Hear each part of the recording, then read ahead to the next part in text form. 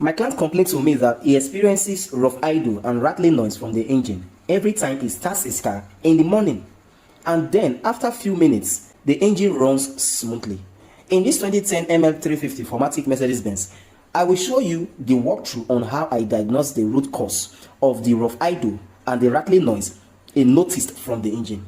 Firstly, I ran full system scan on all the warning lights, which are airbag, TPMS, and check engine warning light, which was the customer's main complaint, because on a normal day the check engine light is not supposed to stay on, because it's a malfunction indicator light that only comes on when there's problem with the engine.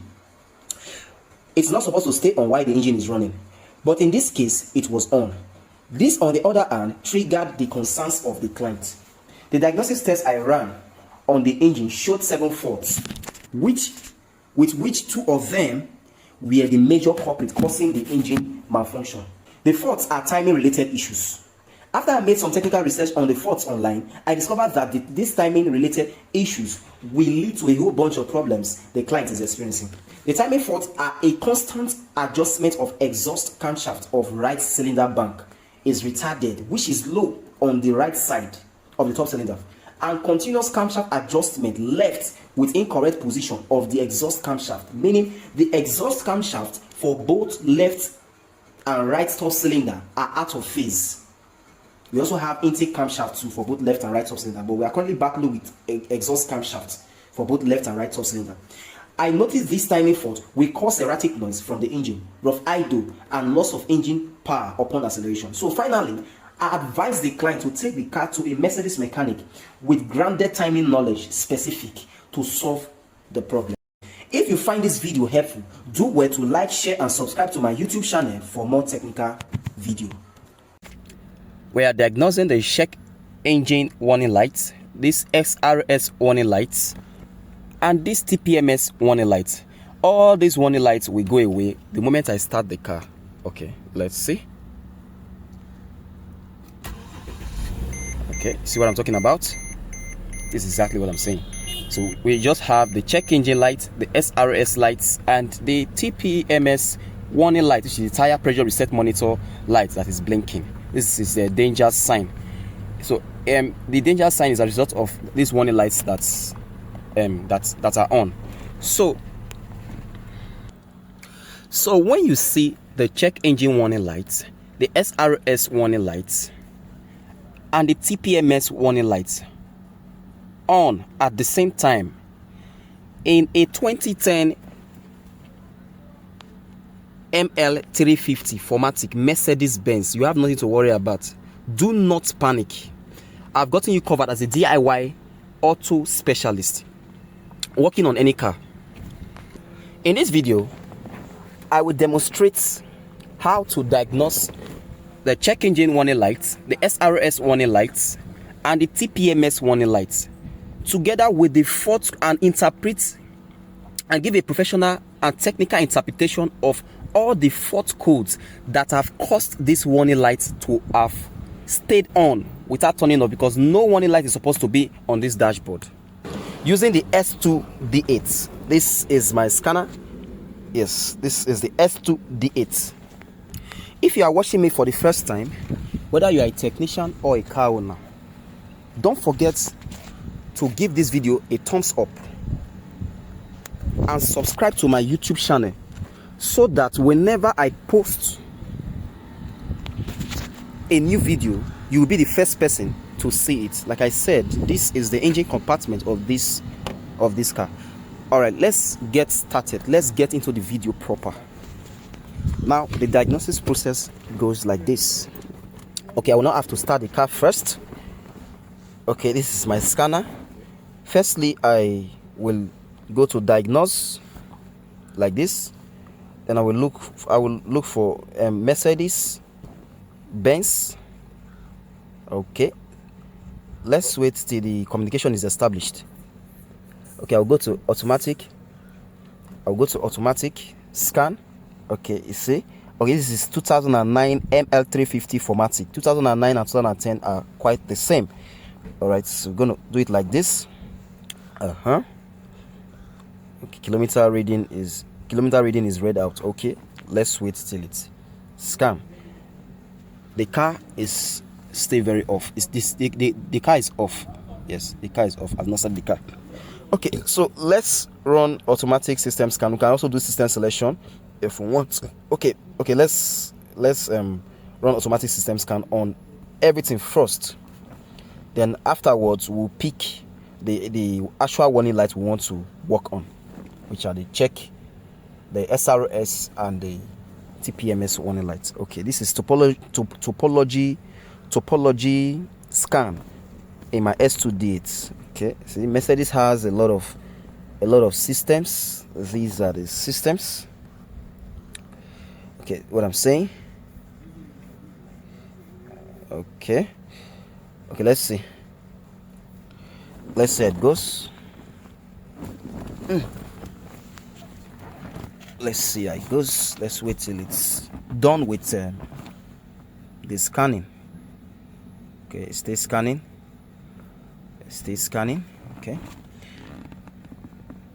we have scanned 20 system with 25 fault codes. Okay, so it depends.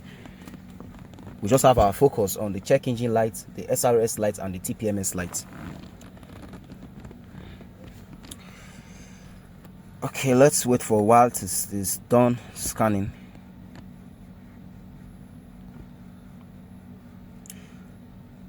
Why I decide to scan everything is because the customer might want me, because they are according to my client, he said they have carried out some repairs on this car, so he might want me to reset all the system. But its major focus is the check engine lights, the SRS lights, and this TPMS light. Yes. Okay, we have scanned 42 system. You can see it at this top right corner. 44 system.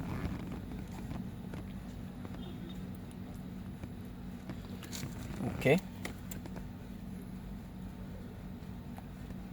49 system, 50 system. Okay, be fast. There's no time. We don't have to keep our viewers waiting. All right. This my scanner is a bit fast.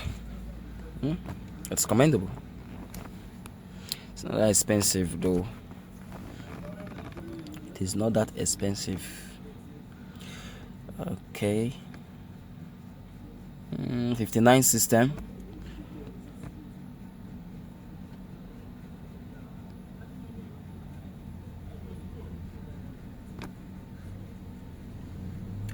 All right, we are done.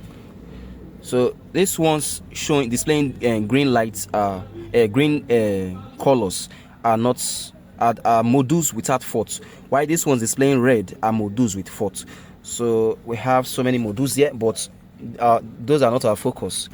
So let's select from the ones that are supposed to be our focus. Okay, let's look for the engine system. Let's start with the engine system. Engine system is supposed to be motor electronics. Yeah, let's diagnose it. It's supposed to be motor electronics. Yeah.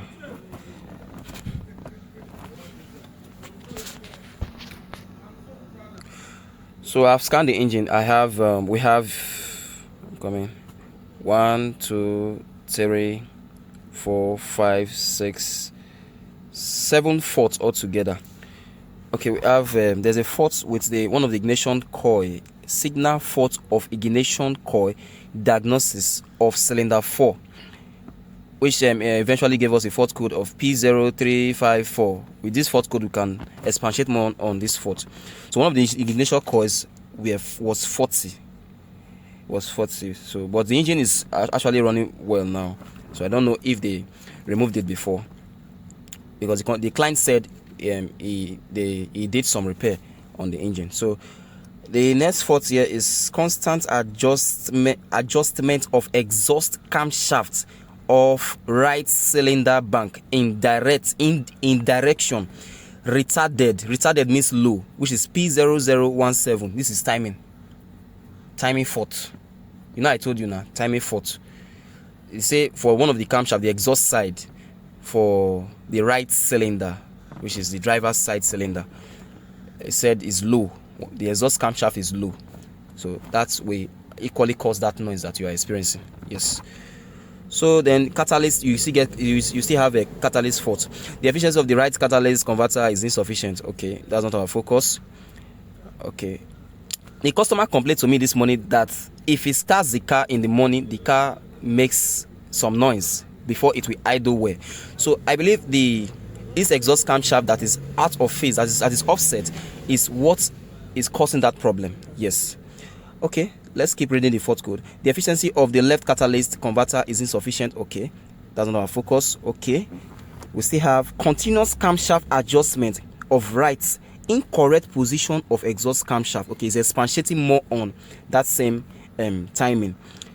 Okay, there's still another one again. Continuous camshaft adjustment of left incorrect position of the exhaust camshaft. Left, which is that's the passenger side. Yes, so exhaust camshaft for driver's side and passenger side are not correct. The timing setting is not correct.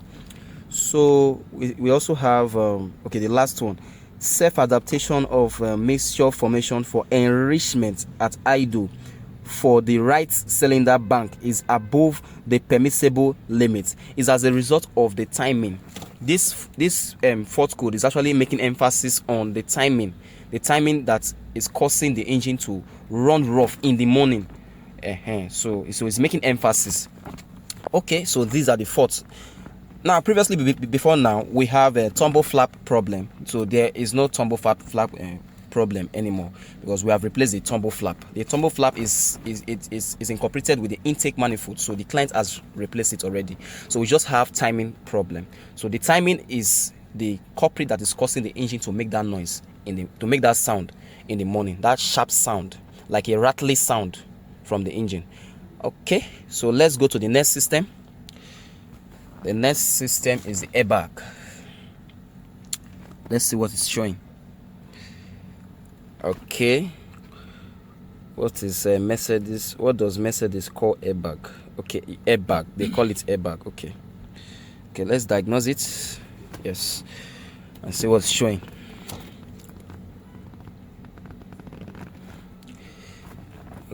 Okay, the airbag has one fault. Say the resistance value in the ignition circuit, wow, containing components R46/1. So which airbag now? Front passenger, that side, buckle ATR squib is too high. Front passenger side buckle. Are you talking about the seat belts? Let that seat belt now get buckled for this. So something must be wrong in that seat belt. Seat belt is the only component that has buckle. Seat belt. Okay, and not the only fault we make the airbag, the SRS airbag light they on. So we are done with that. So let's scan the TPMS. Now I told you that we are going to be focusing only on 3 warning lights. So let's go to the TPMS, which is tire pressure. Yeah, tire pressure monitor. This is the tire pressure monitor. Yes. Let's scan it. Okay, tire pressure monitor. We have a signal transmission between at least one width sensor, TPM RDK control unit is 40.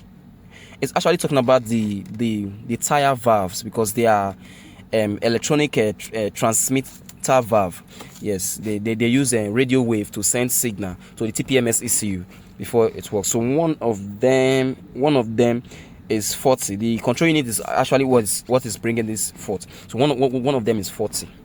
So if this this particular valve is replaced and reprogrammed, absolutely the fault is going to be solved. The problem is going to be solved. So I think we are done with that. So what I will do now, I will start the car. Like this, and you see that those warning lights will not. Some of them will go away, while some will not go away. Okay, see what I'm saying? The brake and the ABS went away. We still have the check, the airbag, and tire with triangle sign. Okay, I think that is that.